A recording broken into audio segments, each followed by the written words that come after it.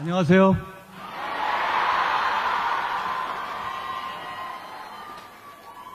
여러분, 여기서 뵙게 되니까 참 좋습니다. 정말 많은 분들이 와주셨네요. 밖에 로비에도 그렇고요. 그리고 옆에 따로 보는 스크린방에도 그렇고 정말 많은 분들이 와주셨습니다. 제가 이 행사를 처음 한다고 했을 때 더 큰 장소에서 해야 한다라고 말씀해 주신 분들이 여기 많이 계셨는데 우리 박정우 의원님들을 비롯해서 그런데 역시 원래 형님들 말을 왜 잘 들어야 되는지 알 것 같습니다.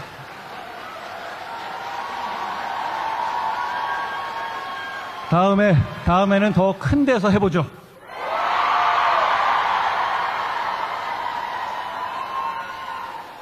지난 1년 여러분의 일상 안녕하셨습니까?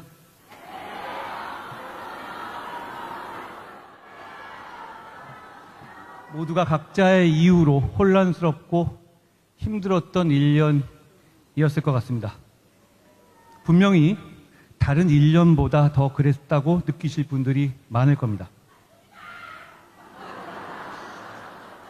계엄 이후의 상황은 우리의 일상을 힘들게 했습니다. 그렇지만 저는 우리가 결국 극복해낼 것이라고 생각합니다.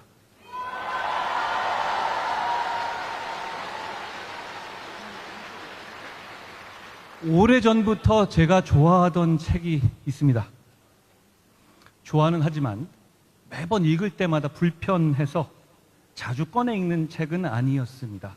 그런데 제가 이 토크 콘서트에서 여러분을 만나는 걸 준비하면서 이 책을 다시 꺼내서 읽었습니다.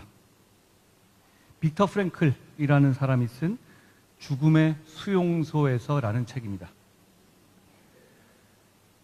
빅터 프랭클은 나치의 홀로코스트, 아우슈비츠, 다카우 수용소에 수용됐다가 지옥 같은 경험을 하고 살아남은 오스트리아의 정신과 의사였습니다. 그 사람의 가족들은 한 명 빼고 다 그곳의 가스실과 강제 노역에서 살아남지 못했습니다. 그걸 빅터 프랭클은 나중에 자기가 풀려난 이후에서야 알았지만요. 제가 그 책에서 인생 내내 가져가게 된 생각이 있습니다. 여러분과 나누고자 합니다. 매일같이 세수를 하고 면도를 하게 유리조각으로 면도를 해야 하는 한이 있더라도 말이야. 그게 자네의 마지막 방을 포기하는 것이 될지라도 제가 이 책에 나오는 이 문구를 참 좋아합니다. 빅터 프랭클은 언제 가스실로 끌려갈지 모르는 그 지옥 같고 절망적인 상황 속에서도 세수하고 면도했던 사람이 오래 버텼고 살아남았다는 팩트를 전합니다.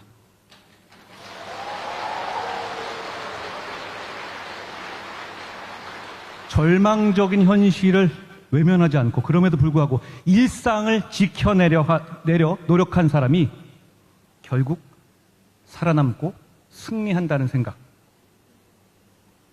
저는 그 생각에 공감하고 그 생각을 좋아합니다. 그걸 실천하려고 노력합니다. 고통은 현실입니다.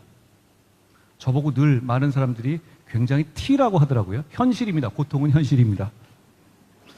그렇지만 고통을 바라보는 태도는 우리의 선택입니다. 절망과 후회가 내 삶을 잡아먹지 못하도록 우리는 단단해져야 합니다. 그 시작은 우리의 일상을 지키는 데서 출발합니다.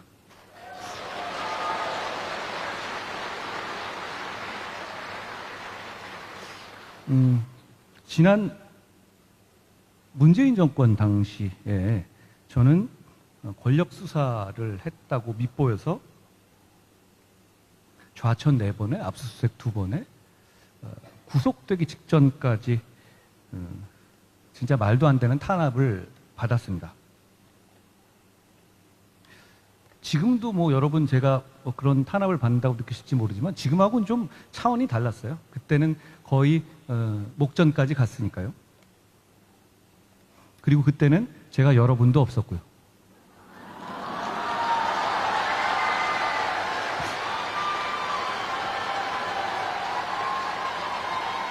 저는 당시에 그냥 공직자의 한 명, 권력에 찍힌, 권력을 들이받은, 누구 말처럼, 권력을 들이받은 소 같은 공직자였을 뿐입니다.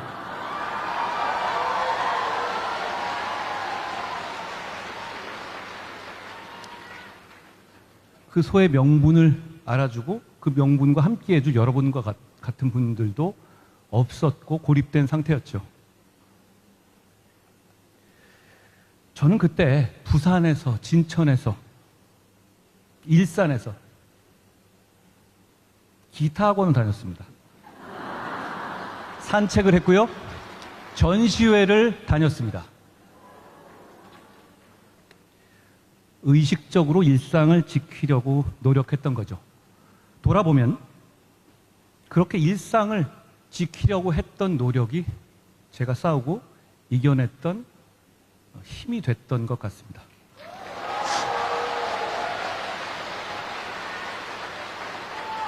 일상을 지키는 것만으로 이미 절반은 승리한 겁니다. 우리 모두 마찬가지입니다. 어렵다고 느끼시고 힘들다고 느끼십니까? 지금 상황이? 맞습니다. 아니지 않아요. 우리 좀 이런 데서는 티가 됩시다.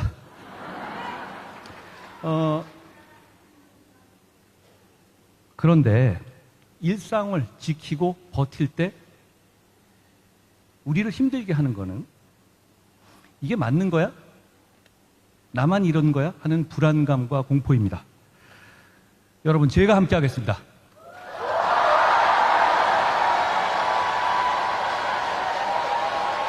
여기 오신 모두가 함께 할 겁니다.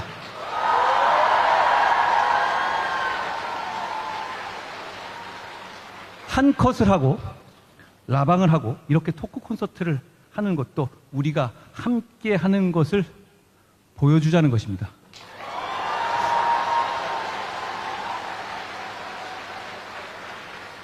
우리가 일상을 지키고 버텨내면 결국 다 잘 될 겁니다. 제가 결국 다 잘 될 것이라는 말을 굉장히 많이 쓰는데요. 저는 그리고 스스로를 비관론적 낙관론자다 이런 얘기를 많이 하는데 이게 바로 저의 비관론적 낙관주의입니다. 저는 좋은 세상 만들기 위해서 살아갑니다. 정치를 하기 오래전부터 갖고 있었던 아주 오래된 생각입니다.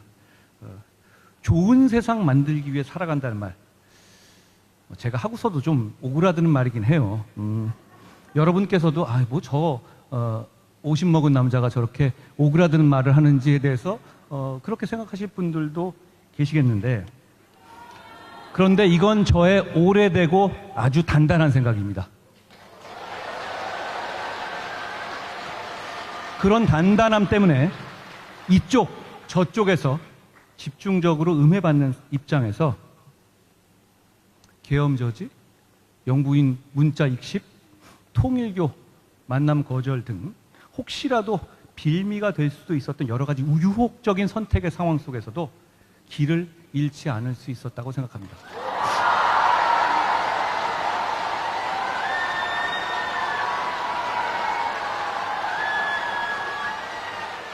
오늘 저는 좋은 세상을 만들기 위해서 어떤 정책을, 어떤 원칙을 가지고, 어떤 유연성을 가지고 맞서야 하는지 여러분과 함께 얘기할 겁니다.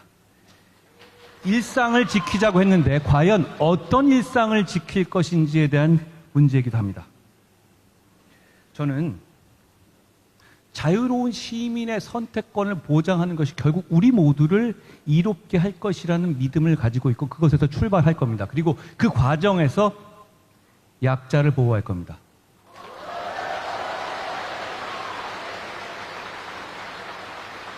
이 기준으로 세상을 보고 이 기준으로 미래를 맞이하고자 합니다. 그런데 이런 총론만으로 해결되는 것은 없습니다. 막상 우리 현실 세계에 들어가 보면 이런 문제가 어떻게 적용되는지에 대해서는 부지런히 고민하고 성실하게 고민하고 용기 있게 맞서야 하는 겁니다. 최근 이슈가 됐던 새벽 배송 금지 문제, 배달앱에 대한 과도한 수수료 문제, 소위 킥난이라고 부르는 전동 킥보드 규제 문제에 대해서 저는 정확하게 이 기준을 가지고 고민하고 판단하고 대화하고 그리고 우리의 동료들과 함께 실천에 나섰습니다. 시민의 선택과 자유를 보장하느냐, 그리고 그것이 공공선에 합치하느냐였죠. 각각의 이슈에서 제가 견지한 입장이 어떻게 보면 말이죠. 새벽 배송 금지는 선택권을 보장한 것 같고,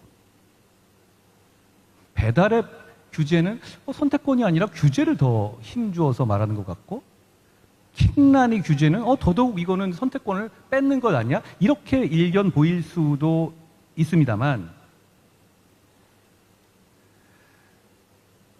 실제로는 제가 말씀드린 원칙이 적용된 것이라는 얘기를 제가 오늘 여러분과 함께 나누겠습니다.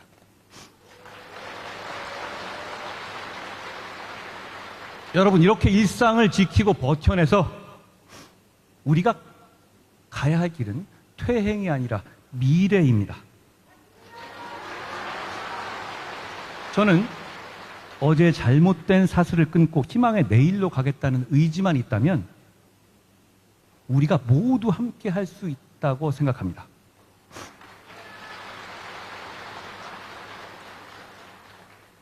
지금 제가 민주당과 싸울 때 민주당이 아니라 민주당과 싸우고 있는 저랑 싸워서 정치적인 탈출구를 만들고 싶어하는 사람들도 있습니다. 같은 진영과 당내에서의 공격은 늘상 있었던 일이고 허용할 만한 일입니다만, 이렇게 당직을 걸고 당의 권한을 이용해서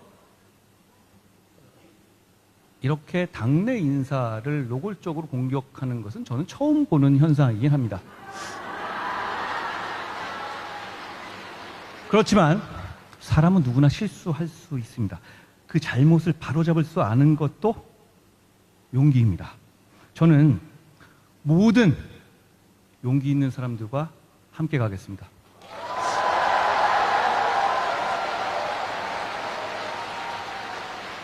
여러분, 지난 1년간 우리는 일상이 파괴되는 장면들을 너무도 많이 목격했습니다. 죄송합니다.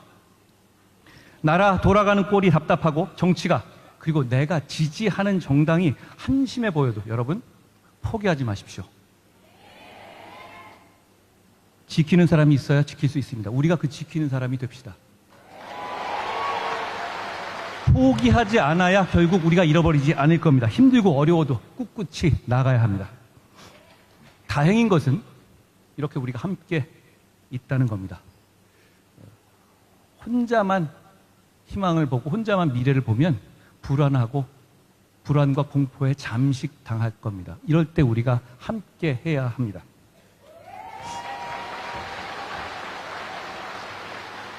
저는 여기서 다짐합니다. 여러분의 일상을 지켜낼 수 있도록, 그래서 우리가 미래로 갈 수 있도록 끝까지 여러분과 함께 하겠습니다.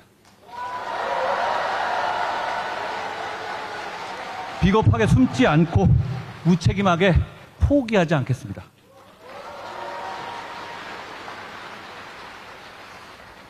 모든 것이 무너져 있고 발 디딜 곳 하나 보이지 않아도 멈춰 있거나 넘어지지 않겠습니다. 노래 가사처럼 그건 우리의 자리가 아닙니다. 매일 똑같은 일상이지만 우리가 함께라면 모든 것이 달라질 겁니다.